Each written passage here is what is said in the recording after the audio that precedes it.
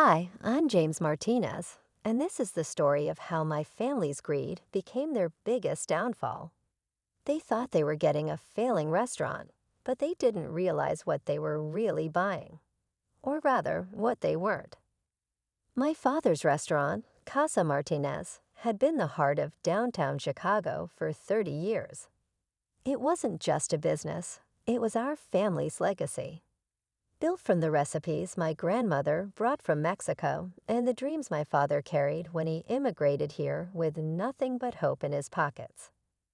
I grew up in that kitchen, learning every recipe, every secret, every tiny detail that made our food special. The smell of roasting chilies and fresh tortillas was the soundtrack of my childhood. But everything changed when my mother passed away, and 2 years later, my father married Diana. Diana came with two sons from her previous marriage, Marcus and Alex. From day one, they looked at Casa Martinez not as a family legacy, but as a goldmine waiting to be exploited. They saw our loyal customers, our prime location, our reputation, and they wanted it all. At first, they played nice. Diana would help at the restaurant, learning the operations, while her sons took management positions. My father, still grieving and lonely, was just happy to have a full house again. I watched it all from the kitchen, where I worked as head chef, keeping my mother's recipes alive. James honey, Diana would say, her voice sweet as syrup, but her eyes cold as ice. Don't you think it's time to modernize these old recipes? They're so traditional. People want fusion cuisine now. But our customers didn't want fusion. They came for my grandmother's mole sauce, for the tamales that took 2 days to prepare, for the traditions that made Casa Martinez special. Our revenue proved it. We were doing better than ever. Then my father got sick, cancer, aggressive and unforgiving. Everything happened so fast. Between hospital visits and chemotherapy sessions, Diana and her sons started making changes. They hired new staff, changed suppliers, and slowly pushed me away from operational decisions. Just focus on cooking, James Marcus would say, waving away my concerns about their expensive renovations. Leave the business to those who understand it. I had a business degree from Northwestern and had practically run the restaurant for the past 5 years, but they conveniently forgot that. One night, as I was closing up, I overheard Diana and her sons in the office. I hadn't meant to eavesdrop, but their words froze me in place. The lawyer says we can do it, Diana was saying. Robert's too sick to properly manage his assets. If we can prove the restaurant is failing, we can get emergency power of attorney and force a sale before he recovers, if he recovers. But it's not failing, Alex objected. It's making more money than ever. That's why we need to help it fail, Marcus replied with a laugh. A few health code violations, some bad reviews, a couple of convenient kitchen accidents. I felt sick to my stomach. They were planning to deliberately tank my father's life's work. But they'd made one crucial mistake. They underestimated how much I'd learned over the years. What they didn't know was that 6 months earlier, when my father first got his diagnosis, he had signed over several key aspects of the business to me. Not the building or the restaurant itself. He wanted those to stay in his name until he was gone. But he gave me something far more valuable. I spent the next few weeks watching as they executed their plan. Suddenly, we had health code violations. Mysterious bad reviews appeared online. Equipment started breaking down mysteriously. Our reputation was taking hits, and I could see the stress wearing on my father. Diana played her part perfectly, acting concerned and supportive, while suggesting that selling might be the best option. The stress isn't good for your health, darling, she'd tell my father. Let's just sell it and focus on your recovery. Finally, they made their move. At the hospital, with my father weak from chemotherapy, Diana brought in her lawyer.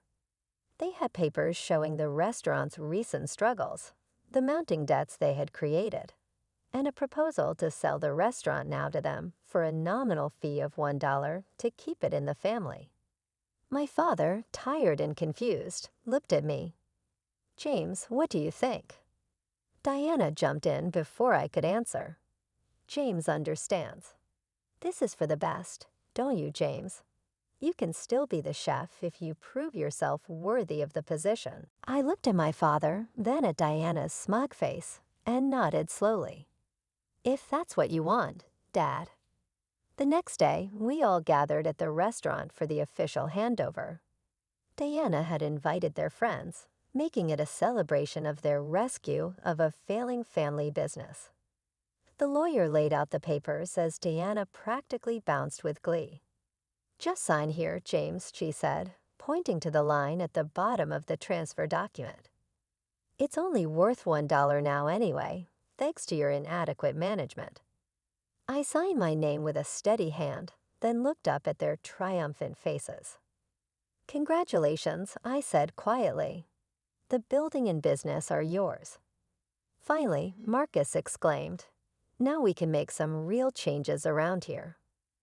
I packed up my personal items from the office, including my mother's old recipe box, as I headed for the door.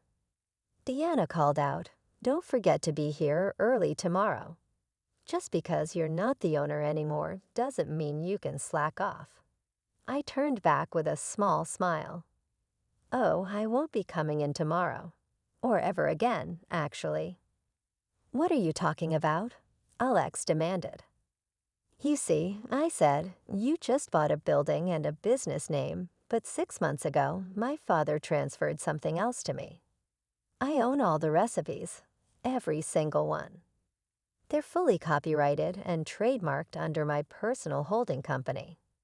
I also own the Casa Martinez brand identity, logo, and most importantly," I paused, watching their faces, "I own all the supplier contracts and relationships personally." The color drained from Diana's face as I continued. "So congratulations on your new restaurant. I'm sure you'll do great serving whatever it is you plan to serve. It just won't be Casa Martinez food. Oh, and those suppliers you've been working with. They'll be delivering to my new location across town starting tomorrow." The silence that followed was deafening. Diana's perfectly manicured hands gripped the edge of the desk, her knuckles turning white. "You can't do this," she whispered, her voice trembling. "Those recipes belong to the restaurant." Actually, I pulled out another set of documents from my briefcase.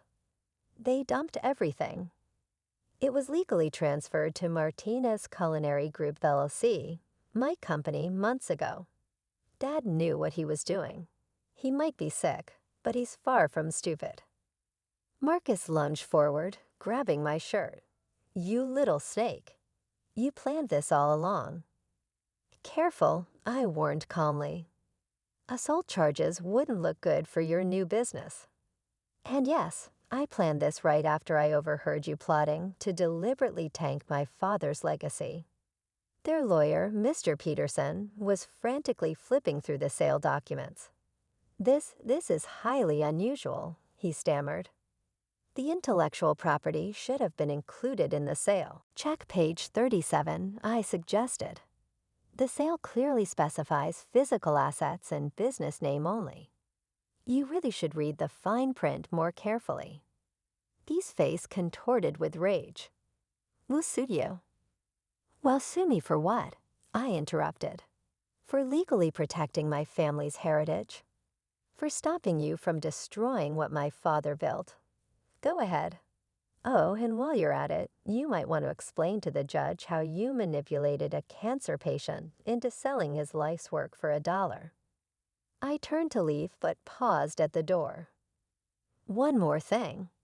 I submitted all documentation of your deliberate health code violations to the city health department. They're very interested in speaking with the new owners. I'd expect them first thing tomorrow morning." As I walked out of Casa Martinez for the last time, I heard Diana's anguished scream of rage. but I didn't look back. I had work to do. The next 6 months were a whirlwind. While Diana and her son struggled with health department investigations and tried to create new recipes for their restaurant, I was busy building something new. I opened Mama Martinez's kitchen just across town, taking our loyal staff, suppliers, and most importantly, our recipes with me. The grand opening was packed with familiar faces, customers who'd been coming to us for decades and knew the taste of our authentic food couldn't be replicated. Word spread quickly. Food critics raved about how we preserved the traditional flavors while upgrading to a beautiful new location. Our old customers followed us, bringing new ones with them. Within months, we had lines out the door every weekend. Meanwhile, Diana's version of Casa Martinez floundered. Without our recipes, suppliers, or experienced staff, they couldn't recreate what made the restaurant special. They tried serving generic Mexican food that attempted fusion cuisine, but nothing worked. The reviews were brutal. "It's like a soul has been ripped out of the place," one reviewer wrote. "The magic is gone." 3 months after their takeover, my father's cancer went into remission. The doctors called it a miracle, but I think it was pure stubbornness. He wasn't going to let go until he saw justice served. The first day he was strong enough, he came to Mama Martinez's kitchen.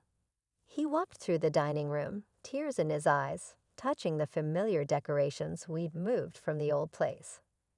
The photos of our family, the hand-painted plates my mother had collected, the string of peppers my grandmother had hung for good luck in the kitchen. He watched as I prepared his favorite dish, chilaquiles, just like his mother taught me. "You did good, Mio," he said softly.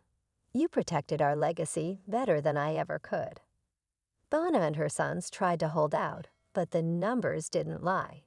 6 months after their triumphant takeover, they were forced to sell the building at a massive loss.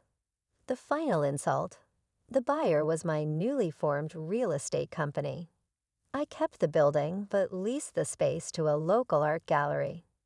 Sometimes I walk by the old location, remembering the sounds and smells that filled it for so many years. The Casa Martinez sign is gone, but the memories remain. Last week, I received a letter from Diana's lawyer, offering to reconcile our differences and propose a partnership. I sent back a simple response: some things aren't for sale at any price. Mama Martinez's kitchen has now expanded to 3 locations, each one serving the same recipes that my grandmother brought from Mexico all those years ago. My father, now fully recovered, comes in every Sunday to have lunch and tell stories to the customers about how it all began. As for Diana and her sons, last I heard they left Chicago. Their dreams of an easy takeover were shattered. They learned the hard way that a restaurant isn't just a building or a business.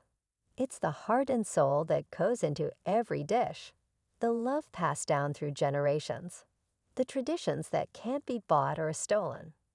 Yesterday, a young culinary student asked me why I didn't just let them have the old restaurant and start fresh somewhere else. I showed her my mother's old recipe box, the pages worn and stained with decades of use. Because some legacies, I told her, are worth fighting for. The old Casa Martinez building still stands downtown, now filled with beautiful artwork instead of dining tables. But the real Casa Martinez, the soul of it, lies on in Mama Martinez's kitchen, where every dish we serve carries the story of a family that refused to be beaten, a legacy that couldn't be stolen, and the sweet taste of justice served piping hot. They say revenge is a dish best served cold, but in our case, it was served at exactly 165 degrees Fahrenheit, just like my grandmother's perfect enchiladas.